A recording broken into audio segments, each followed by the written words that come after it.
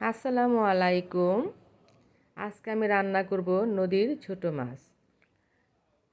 বাজার থেকে নদীর ছোট মাছ কিনে এনে দেখুন, নদীর ছোট মাছ খেতে খুবই মজা।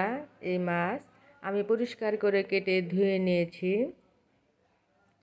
এখন আমি নানা রকম সবজি দিয়ে রান্না করব। টমেটো কুচি, ধনিয়া পাতা কুচি, কাঁঠালের বীজ কেটে পরিষ্কার করে ধুয়ে নিয়েছি, পেঁয়াজ কুচি, আলু কুচি এবং করলা, কাঁচামরিচ সবগুলো দিয়ে আমি নদীর ছোট মাছ রান্না করব। খেতে অসাধারণ মজা হবে। আমি অনেকগুলো পেঁয়াজ কুচি দিচ্ছি, আলু কুচি দিয়ে দিলাম, করলা কুচি,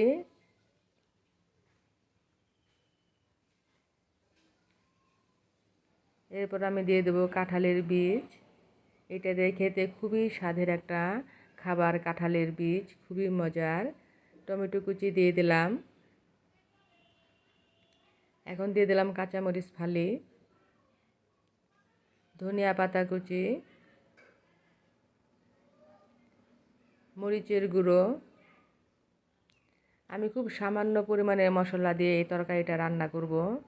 হলুদের গুঁড়ো, স্বাদ মতো লবণ,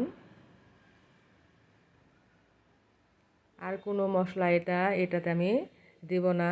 এখন দিয়ে দিলাম পরিমাণ মতো অল্প তেল।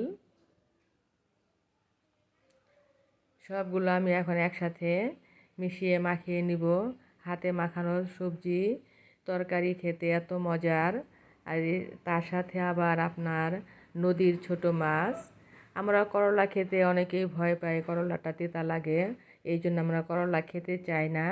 কিন্তু করলা রান্না যদি এইভাবে আপনি করে খান, তাহলে দেখবেন যে খেতে একটুও তেতো লাগবে না। করলা রান্না করতে হলে প্রথমে আপনি পেঁয়াজের পরিমাণটা একটু বেশি দিতে হয়। পেঁয়াজের পরিমাণ বেশি দিলে তরকারি করলাটা আর তেতা লাগে না। এখন আমি আমার হাতে মাখানো সবজিগুলো মাখানো হয়ে গেছে। এখন আমি দিয়ে দেব নদীর মাছ। দেখুন, মাছটা দেখতে অপূর্ব সুন্দর, খেতেও দারুণ মজার হবে। মাছগুলো দিয়ে সবজির সাথে একটু ভালো করে মিশিয়ে নিব।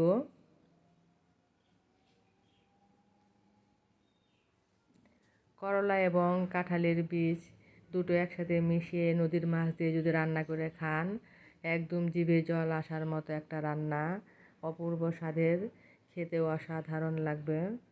এখন আমি পরিমাণ মতো পানি দিয়ে দিলাম আমার সবজি ও মাছটা সেদ্ধ হওয়ার জন্য।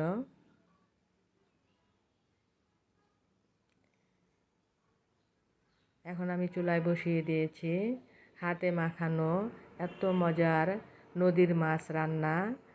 এভাবে করলা দিয়ে খেয়ে দেখুন, দারুণ মজার। যারা করলা পছন্দ করেন না, তারা যদি এইভাবে একবার খান তাহলে বারবার খেতে চাইবেন। যেহেতু ছোট মাছ, সেই জন্য আমি তরকারিটা একটু সরিয়ে সরিয়ে পানিটা শুকিয়ে নিচ্ছি, মানে তরকারির ঝোলটা। যারা এইভাবে খেতে চান তাহলে এইভাবে নামিয়ে ফেলবেন, আর যারা একদম শুকনো খেতে চান তারা তাহলে এইভাবে সবজিটা সরিয়ে রসটা শুকিয়ে নেবেন। দারুণ হয়েছে তরকারিটা, খেতে অসম্ভব মজার হবে। ভালো থাকবেন, আল্লাহ হাফেজ।